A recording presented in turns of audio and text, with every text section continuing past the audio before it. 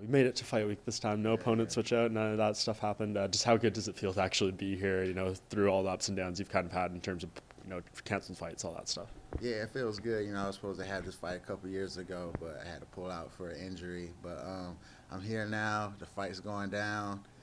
Both of us healthy, so just looking to perform as best as I can. Yeah, I'm sure it's not the stuff you like to think about or talk about, but how difficult is it when you've had the career that you've had, where I think you've had more canceled fights in the UFC than actual fights at this point? Is it just do you just try to keep positive through all that, or how do you really deal with it all?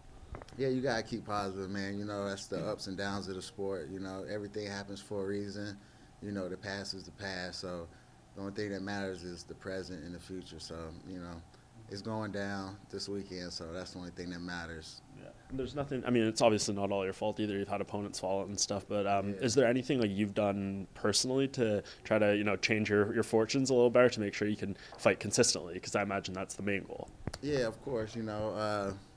Fighters got a short career, so the more active, the better. But like I said, I had many opponents back out for a certain reason. So like I said, everything happens for a reason. But now I'm just focused on the present and just doing the best I can. There you go. And you have, like you said, you were supposed to be fighting John a couple years ago. Mm-hmm. When that happens, you're supposed to fight someone, falls apart. Do you kind of like continue to follow him a bit, like over the years, and say, maybe we'll cross paths again, or is it just you didn't really think about it, and then when the contract came, it's like, hey, I was supposed to fight this guy a few years ago too. I mean, yeah, after the fight got canceled, I kind of pretty much, I wasn't really following him like that. I just stayed in my own lane and just worry about my next opponent at the next opponent at the next opponent. That's all you can do. And now that we're meeting back up, of course I'm taking this fight seriously, and I've been giving, his fight videos attention. But besides that, it is what it is. Yeah, and he's coming off this fight off a pretty big knockout loss. How do you, prepare for someone like that, or what do you expect when he's coming in? Do you expect maybe someone that's going to be a little more cautious in their approach because they don't want that to happen again? Someone that's going to maybe leave it out a bit more because they want to come back in a big way? How do you approach an opponent in that way? Yeah, that's interesting. It's at 50-50.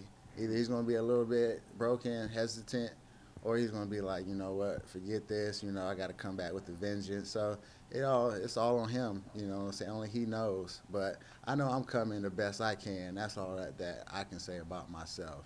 Yeah, exactly. And where have you been training for this one? Because I know, in Florida, there's a lot of bouncing around, different gyms opening, closing, all that kind of stuff. Yeah. So where have you done your preparation specifically? Yeah, I'm still training in South Florida. I'm training under Neil Melanson and Daniel Mendez, the Filthy Few. So that's what I've been doing, man. So I'm still out there in sunny South Florida for now.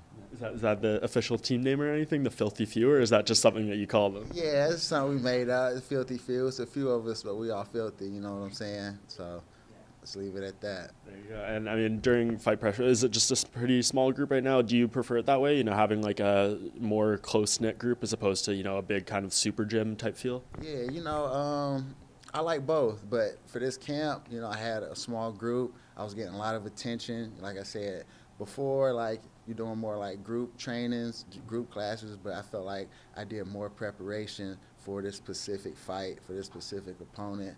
So I just looked to display that and, everything I did in this camp. Right, so I guess that makes sense, right? When it's a big gym, you probably get more looks at different people. But for this, you get more, one-on-one attention and probably more studying in the game plan, all that kind of thing, right? Yeah, exactly. My coaches, they went over, some of his weaknesses. So just constantly watching videos, my trainer partners mimicking my opponent, little things like that make a big difference, you know what I'm saying?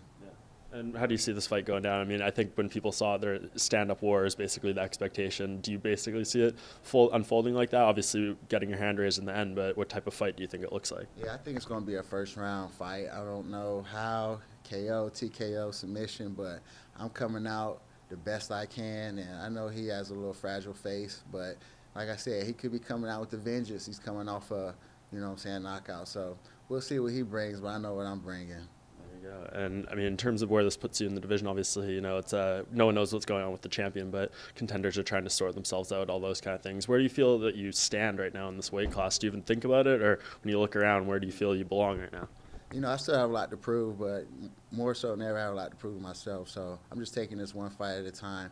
I got to put him out the picture, and then I move further up in the ranks. Yeah. When you say you have things to prove to yourself, what do you mean by that? I don't have anything to prove to anybody but myself. I just need to get that victory for myself.